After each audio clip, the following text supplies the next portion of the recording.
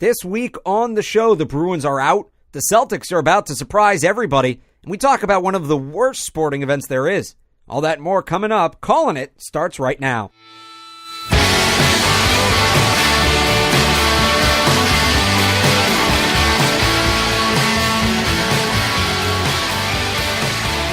Well, we just got a little more room to talk about nonsense on this show. Alex Barth and Alex Leibowitz with you on the Calling It podcast, and that is because, at least for a bit, we have one less team that is in action. Boston Bruins eliminated on Sunday by the Tampa Bay Lightning 4-1. I'm surprised. I won't lie. I am not shocked they lost the series, and we can talk about the officiating, I guess. But it hurt the cause. It didn't change the outcome of the series. The Lightning were the better team, and the Bruins just flattened out. They went back to the team they were at the beginning of the year. Yeah, I'd say that Tampa Bay was the better team, but it was closer than 4-1. Like the Bruins were in most games, and they were competing. They had a lot of lapses on the defensive end, though, and yeah, they just got outplayed at the end of the day. And I don't think they're as good of a team. We saw what they did in the middle of the season. They couldn't bring that back, but I think top to bottom, Tampa Bay is just better. And now, there's a lot to talk about with the series, and we could get into the individual games. We could get into the officiating. We'll touch on that a little bit at the end. But, I mean, big picture questions. This is going to be a crucial offseason. They have a lot of this team coming back, but they could keep this core together, right, and be a good team.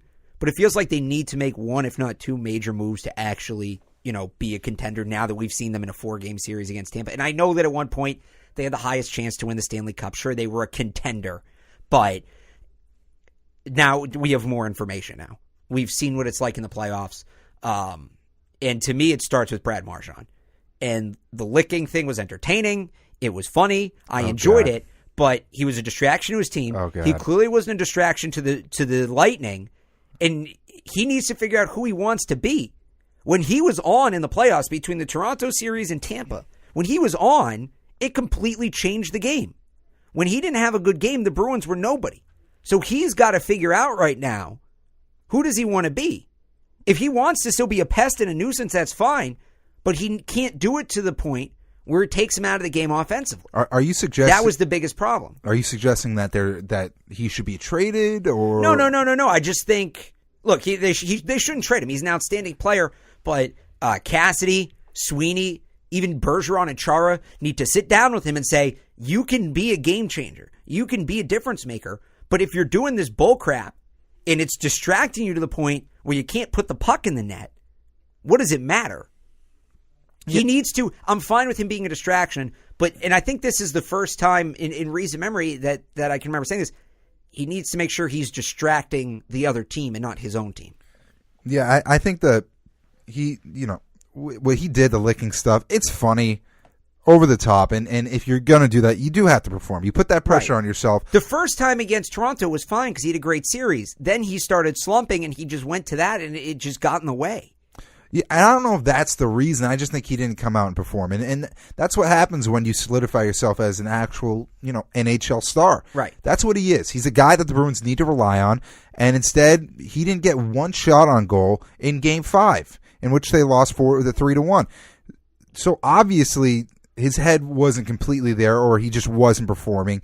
And, that's going to happen. But if that does happen, you got to make sure you aren't doing that stuff like licking people. Right. I don't know when you need to lock in and focus. But I don't know if they're correlated necessarily. I just think he didn't have a great game, and I don't think it was an engagement. It was a couple games in that series, though, and I just think he was so worried about getting under Tampa's skin that it took his mind out of his own game. He was so worried about affecting their game, and not just the licking, all of it.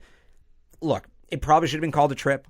It definitely should not have been called an exaggeration, but it was. He flopped a little bit, that penalty in Game 5. That kind of stuff, the flopping, the late hits, all of that. It's not just the licking. He tried so hard to be a pest, he wasn't being a hockey player. And that was what bothered me. Look, he had a fantastic season, maybe the best of his career, and this guy's legit. We know that now.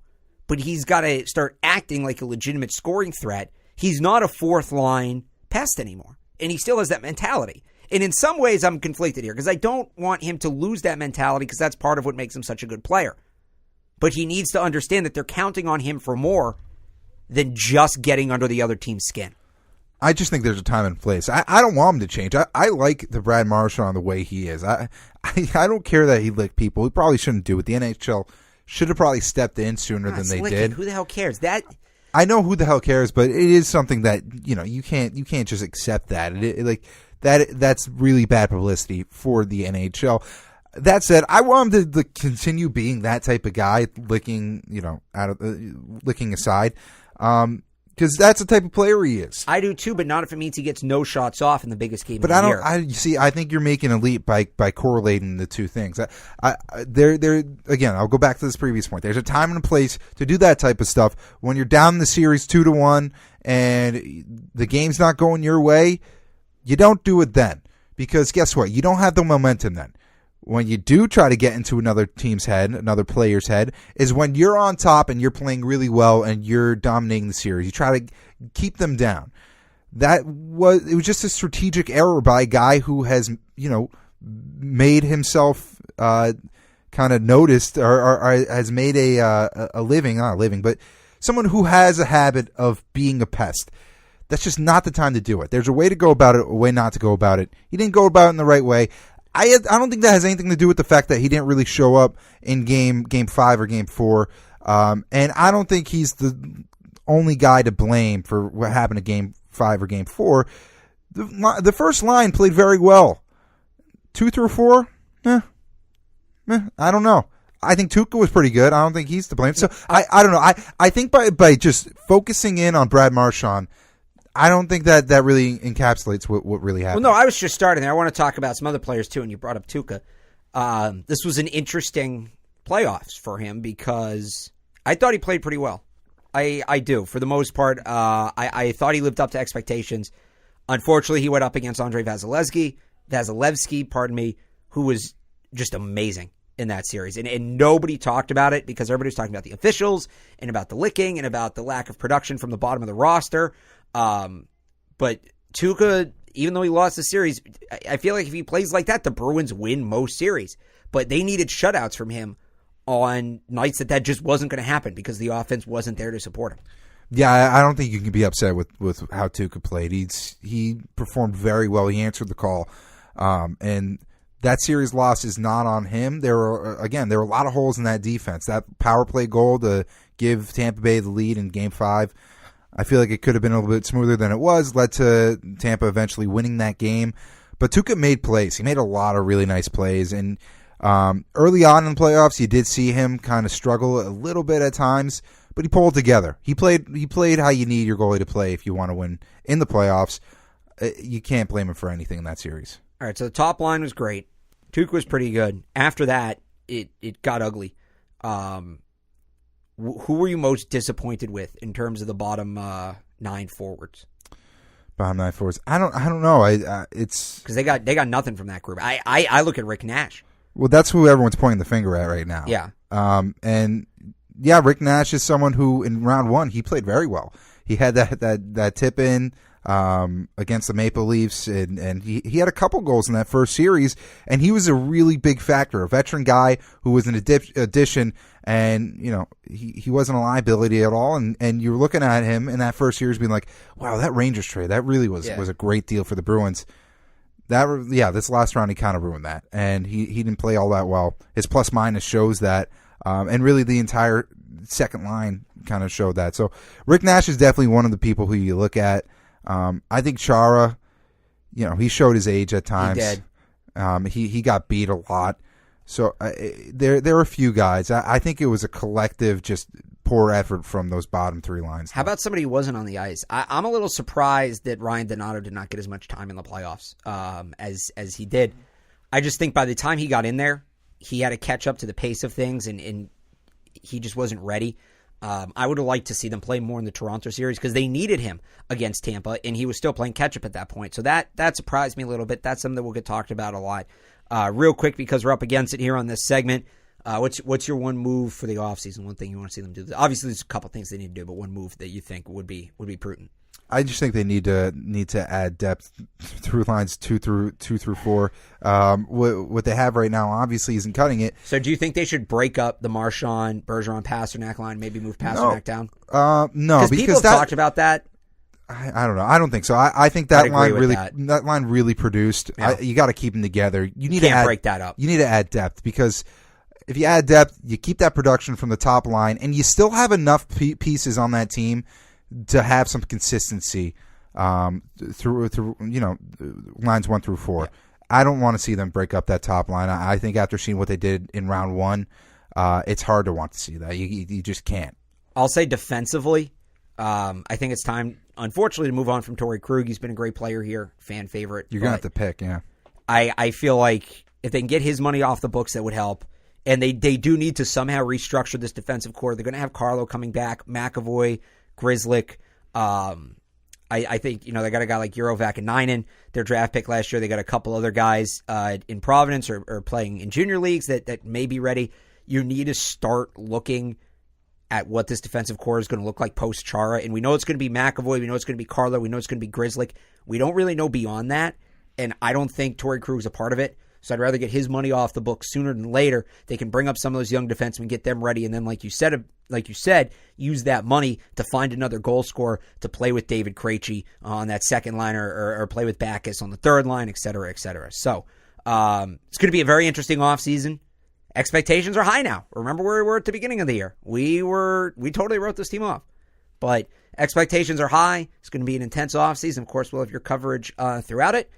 One team not ready to head to the offseason yet. We'll get that on the flip side. Callin' It is brought to you by American Broadcast Coaches, training the next generation of media talent and communicators. For more information, check out AmericanBroadcastCoaches.com. 'Cause what if tomorrow never comes? I'm not waiting for the confetti to fall.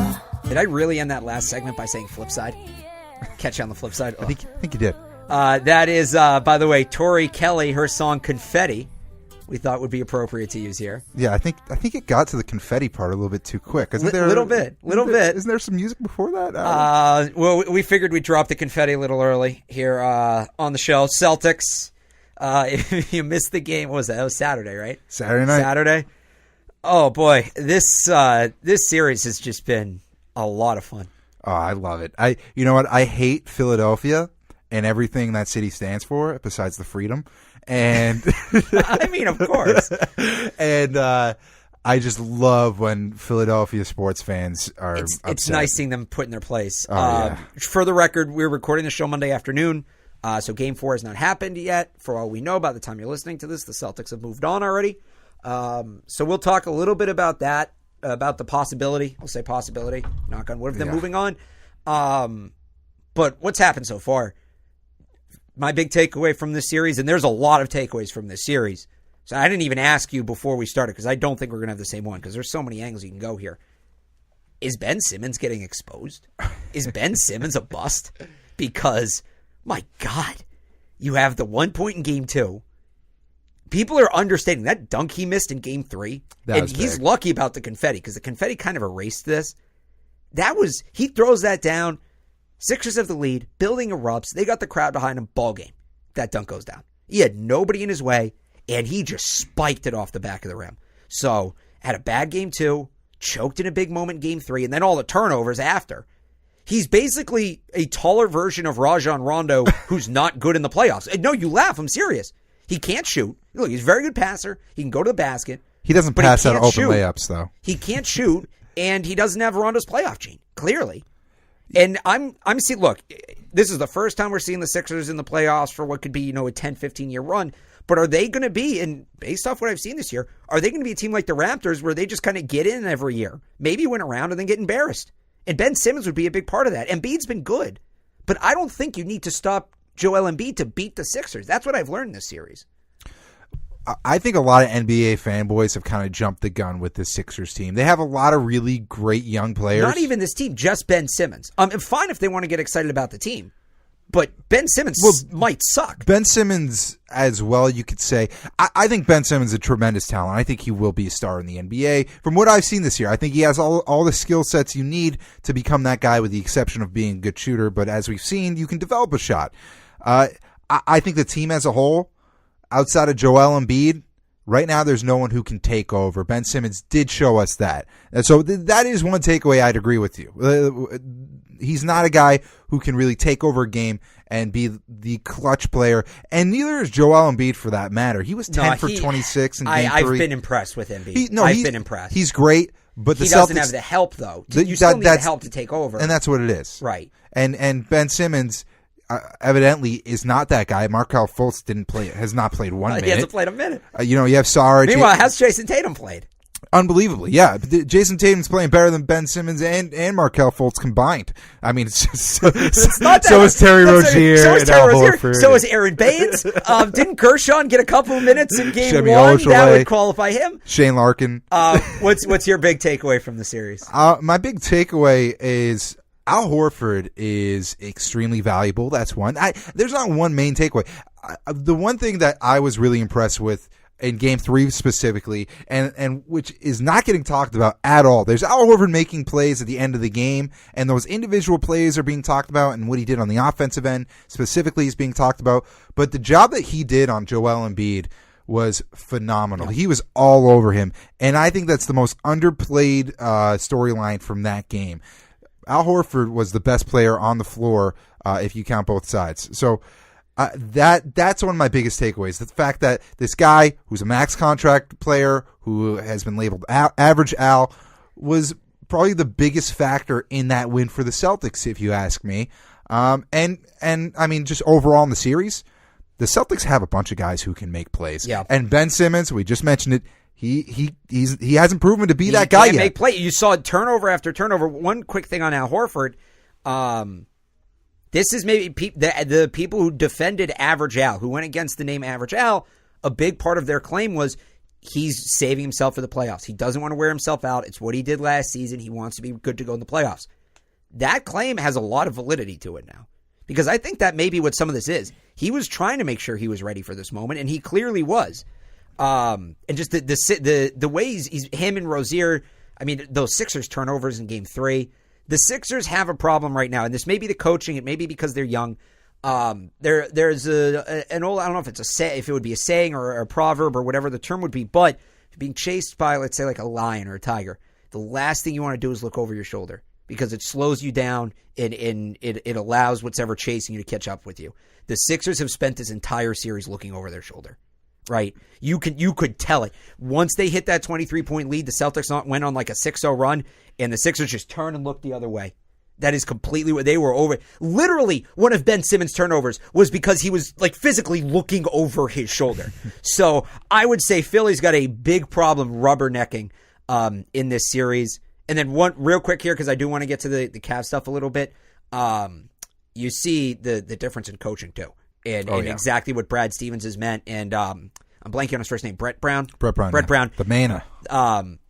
I don't think Brett Brown is back with the Sixers next year. Really? I think Jay Wright's on his way to Philly. They're gonna try to do a lot of what they've done. What they've done has kind of followed the Celtics mold, because the Celtics were a couple years ahead of them on this rebuild. And then they're going to take a college guy. You go get the big name college coach, especially if they end up with LeBron James, because LeBron James loves Jay Wright. Now, they'll end up getting in a spat and he'll get Jay Wright fired and bring in some puppet. LeBron will. But I think you've also kind of seen the limitations of Brett Brown in this series. Look at the difference. The inbound plays. Right? The inbound plays at the end of the game. Yeah, every single one of the Celtics ones worked. Every single one of the Sixers ones not only didn't work in terms of them not getting off a shot, it resulted in a turnover. Ignore that noise in the background if you can hear it. Yeah, I don't know. I don't know if you put it on Brett Brown. It depends who you usually play, and that's the problem. The Sixers are a young team. I'm not used to blaming people on the Sixers. They're a bad team. They have been, yeah. But the Sixers, they're young. They're young. They're a young team, but I mean, so are the Suns, and the Suns still aren't good. I'm not saying the Sixers are the Suns. But I mean, my point is, but the young team doesn't necessarily mean that. I don't know if they can use that as an excuse. The Celtics are younger, technically. Yeah, but there's no one like J.J. Redick is not Al Horford. as a leader, as a two-way player. He is not Al Horford, and they don't have anyone else on that team who is like Horford. And I don't know.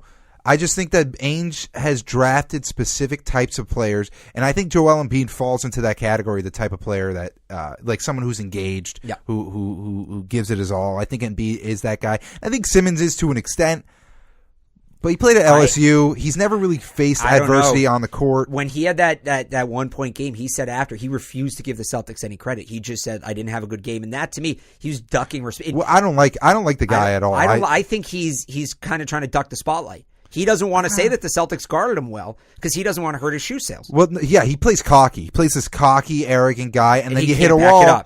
Yeah, and he hasn't faced adversity yet. I think that's another point that's not being talked about. This is a kid who went to LSU, a team where there was no pressure on him. They weren't considered a favorite to make a deep run. And let's not forget, he was the best player in the nation, and he couldn't get them to the tournament. Yeah. He was the first number 1 overall draft pick, college, like not counting Yao Ming and international. And Markelle Fultz is a similar type of player. He was the first number 1 draft pick to not get his team to the tournament since the field expanded to 64. And it's not like he was at some small-ass school. He was at LSU.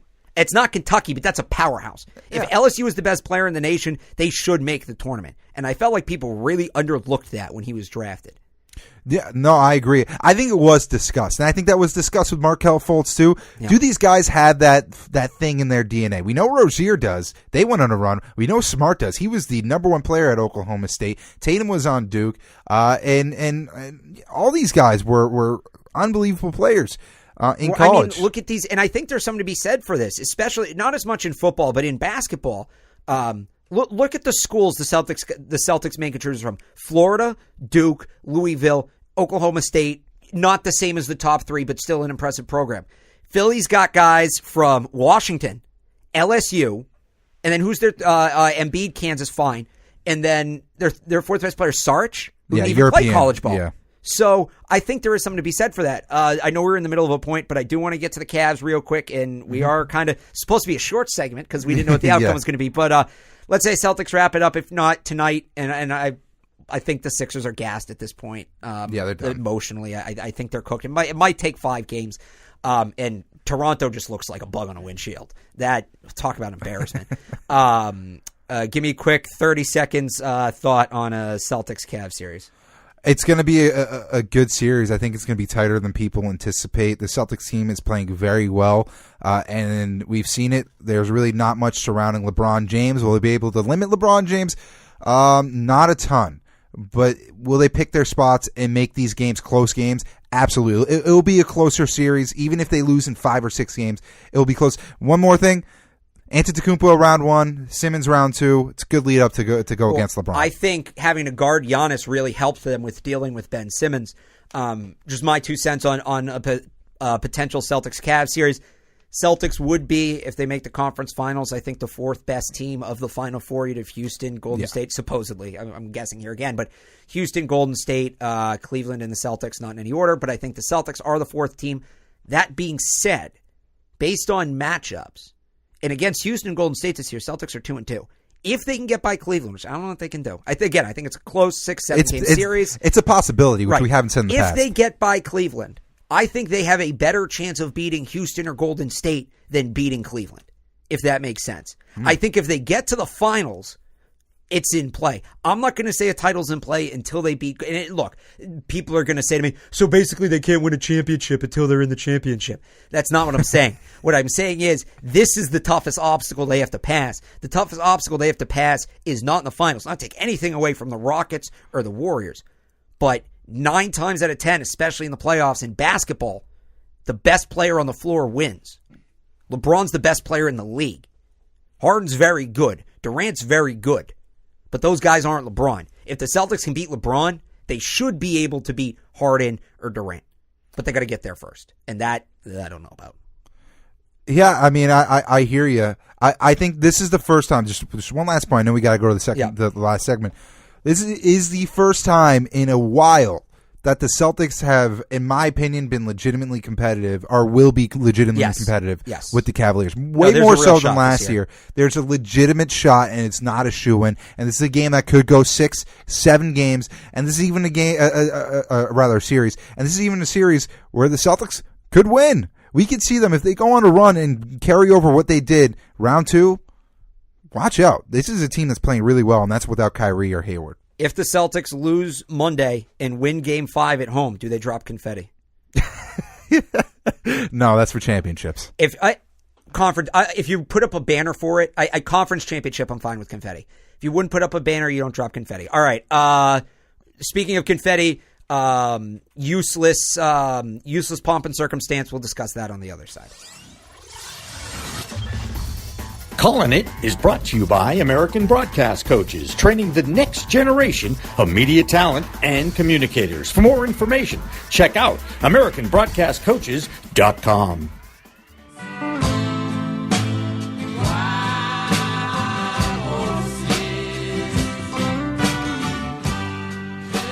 So all of us know that one, I guess, degenerate gambler, that one person who can't help themselves. Yes. And if you couldn't get a hold of that person this weekend, it's because of the Kentucky Derby. And if you don't know one of those people, you probably lost some money this weekend.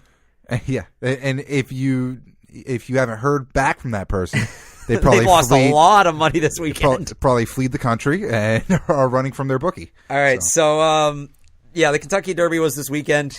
It's a horse race in Kentucky. It's the first of the Triple Crown between the Preakness and the Belmont. And it's one of the dumbest sporting events. I'm hesitant to call it a sporting event.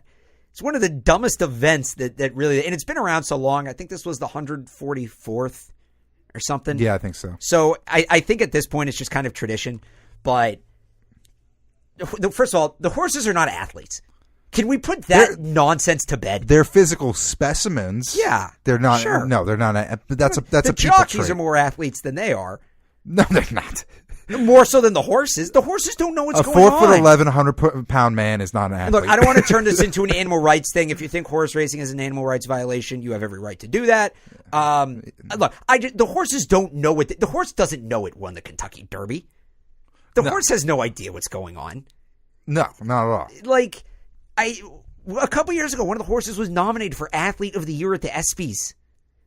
Which, come on, what, are you going to bring the horse up on stage and give it the trophy? Imagine being starstruck by an animal. Unless it's the dog. Lassie? Okay, if it's the dog from Air Bud, I can understand. You can just look at any golden retriever; they all look the same. That's true. But it's stupid. Okay, so the horses are not athletes. We've checked. I have my whole list of things I want to make sure we touch on. The jockeys are not athletes. We can agree on that, right? They're more so. The jockeys are amusing. I actually don't mind the jockeys because most of them have pretty good senses of humor. And their interviews are hilarious because I feel like the jockeys kind of get that it's all a little ridiculous. And like Bob Costas was interviewing one of them and was like, how like the Kentucky Derby, like, do you do anything differently? He's like, I've been riding horses since I was 12, man. What do you want me to tell you? I'm going to sit there and hit the thing so it runs. Like, I don't mind the jockeys are the one part that's tolerable. Then we have the broadcast of the Kentucky Derby. It's ridiculous all day. 4.5 hours. 2:30 to 7. I'm trying to watch the Celtics. My brother keeps flipping back to the Kentucky Derby.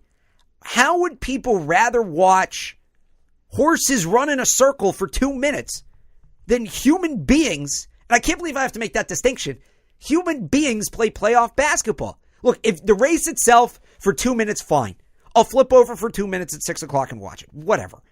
What I'm not going to watch is 3.5 hours of a bunch of celebrities I've never heard of dressed like jackasses, putting money that I'll never even sniff just on the table on animals, and then 58 minutes of post-race coverage.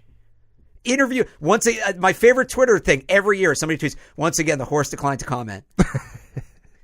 So it's all, like you haven't even touched on the way people dress. It's like they all show up and they're like, I hope I win dressed like the biggest asshole of the year award. No, it's like the red carpet, but it's less people I care about. It's a red carpet. Nobody's getting an award, and it's longer. Like the hats, they're so you can't walk through a doorway with that. You got to take it off. It's a process to go from one room to another. It's just how do you enjoy that? Especially because it's either 100 degrees out or it's raining. It's because it's an 144-year-old event, and when it started, I'm pretty sure when it started, slavery was still a thing, and people still dress the same that they did back then, just to bring back the old nostalgia so elitist. From a stupid. It really is. It's like I look at it, I'm like, oh God, just all those. I hate every person who pays for the suite. Like if you go there and you go on the infield and you're just getting hammered and it's just like I'm getting drunk today. That's fine. Do I think it would be cool to go once? Yes. If you pay $12,500 to sit in the big box, no, like I'll go the cheap. One time I'd like to go the cheapest way possible. I'm not gonna. Maybe I'll dress like that. I bought the ugliest shirt this week. It's like pink orange and it has popsicles on it. It's a Hawaiian shirt, so I'm set. But I'd go like once. Maybe for the experience, but that's it. And you mentioned the drinking. What the hell's a mint julep? I don't know. It's like it's bourbon and sugar and mint. It sounds disgusting. That's a hangover waiting to happen. I think if there's a drink that's only meant to be drank at at like a specific event, like eggnog, like it's probably not that good of a drink. Like just eggnog's very good. Eggnog's good. Eggnog. Mint julep, I will pass on. Let me ask you this, because I had this conversation with somebody. I actually got an argument with my brother about this. If you could attend one of these two events, which would you rather attend, the Kentucky Derby or the Daytona 500? Oh, Daytona 500. Thank you. It's not even close. Thank you. Not even. You can bring as much beer as you want. You can bring a cooler. It's more action. It's a better choice of alcohol. There's a chance of a crash. And the people racing are actually aware that they're racing. And it's a blue collar thing. I don't want to make this a whole class discussion. No, but it is. It kind of is. I would so much rather be at the Daytona 500 or somebody told me that Talladega instead of Daytona. That's fine. Pick your race. You get the whole point of the discussion. I'm not going there to watch. What other sporting event gets 4.5 hours of coverage? Because the Daytona, not even the Masters, because the Masters is split on multiple channels. 4.5 uninterrupted hours of coverage. There's the Super Bowl, and there's the Kentucky Derby. I don't think there's another one. I may be missing one. Olympics. The Olympics, fine. And I know you're not a big Olympics guy. I hate the Olympics. March Madness is different games, right? There's no other, and the Kentucky Derby doesn't deserve it. No, it doesn't. It really is a dumb, stupid tradition.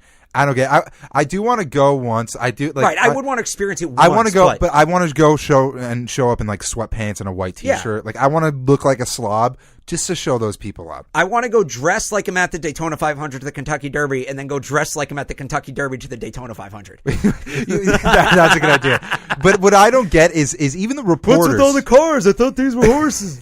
Even the reporters dress ridiculously. It's like I'm not going to like take this interview seriously when you're wearing a 10-gallon hat. Like and Johnny Ware. I know people love the guy. Ironically, Johnny Ware is the one guy who can get away with it. No, that's just stupid. No, but that's just how he dresses. That's how he goes to buy milk on Sunday morning. You know what? It's a self-absorbed thing. It's like, look at me. Johnny Weir is the one person who should be reporting on the Kentucky Derby because that's his mint juleps and dressing like that. That's his life. I agree with that. He should be reporting on it, but it's still stupid, and the way he dresses is dumb. All the celebrities picking the horses like they know. There's Eddie Olczyk was the only celebrity that I actually put any faith in because we know how much Eddie loves the ponies.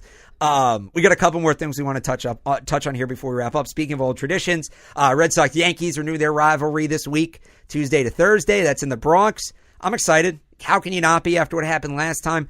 It's the first time the Red Sox and Yankees will meet while sporting the two best records in baseball since June of 2002. That's a crazy. Really, the rivalry's back. And, I mean, look, I'll be watching Tyler Austin. I'll be watching Joe Kelly. I think there'll be a brawl. Maybe not, but it's going to be a good series. That's not even being talked about. The one thing that bums me out, and I guess there's nothing you can do about it, no Chris Sale in the series for the Red Sox. It's going to be Price, Pomerantz, and Porcello. I think it's the three Ps. Yeah. So. It's going to be a good one, though. And the Yankees, 15 of their last 16, we're recording this Monday, and they're looking really good.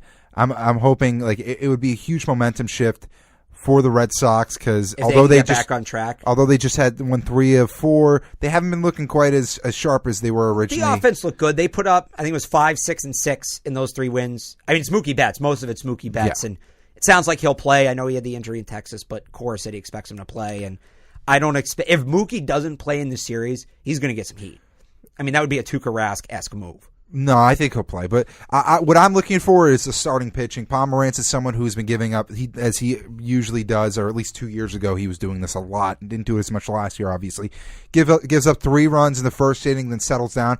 He can't afford that. He needs to come out and start strong if they want to have a shot, especially considering they're going up against Severino tomorrow night. It's Severino, Tanaka, and Sabathia. So the Yankees get really their big names out there. The Red Sox just missed Chris Sale. But it's going to be a good series, and we'll recap it next Monday. We're definitely going to be talking about that. One more thing that's this weekend I'm very excited for, the 5th major, the Players' Championship. Technically, it doesn't count on the European Tour, so it's not a major, but one of the biggest purses on tour, TPC Sawgrass down in Florida. Beautiful course. The Island 17th is one of the biggest challenges in golf. And Tiger Woods is paired with Phil Mickelson.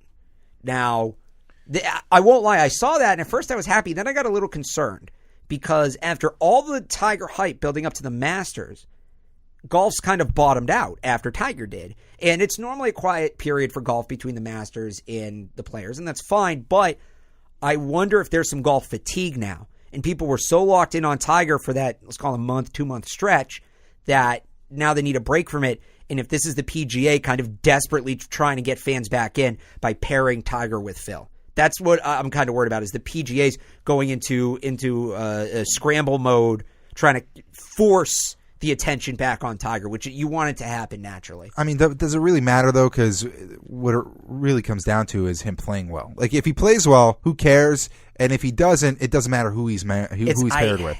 I don't want to see the PGA get desperate, because when leagues get desperate, then, I mean, you get like the nonsense that the NBA pulls. And I don't want to see the PGA go that way. I feel like pairing Tiger with Phil is a desperate move. I don't know. Let Tiger be the draw. Let Tiger be Tiger. Don't force it. Let it come naturally. Because now there's extra pressure on Tiger, because he's got to keep up with Phil. Do you think that affects him?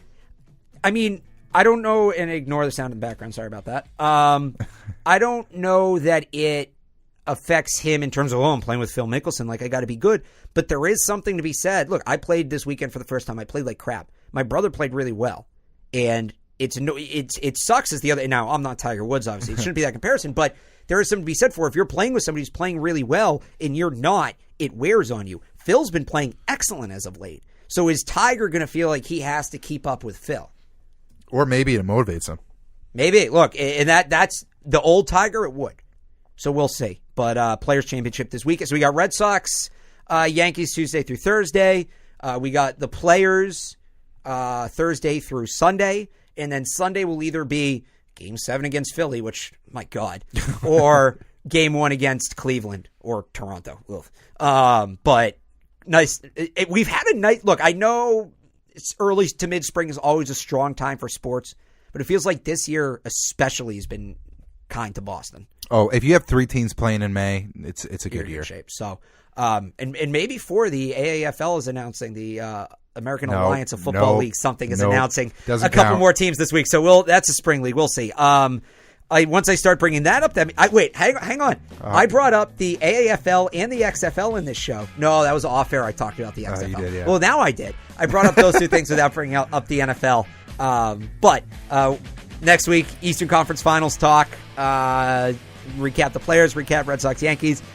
Sports is still rolling strong. You got to love it. Sports. We like sports, and we don't care who knows. Although if we didn't care, we wouldn't be doing this podcast, which you can follow on Twitter at Callin' It Podcast, and check us out on. You see how I did that? Yeah, that was nice. And check us out online, clnsmedia.com. For Alex Lebowitz, I'm Alex Barnes. We'll talk to you next week. Bye.